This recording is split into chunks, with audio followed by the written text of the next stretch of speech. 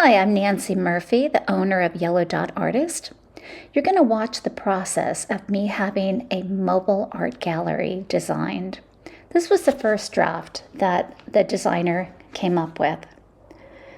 Then he redesigned it, and I like the changes even more. He added a tabletop, as you see, a countertop, which is going to be very functional.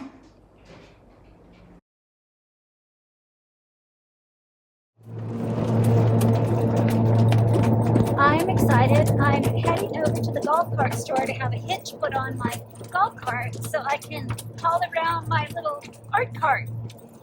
So anyway, it's going to take 1 hour, cost $130, which isn't too bad. And well, that's another step down. Check.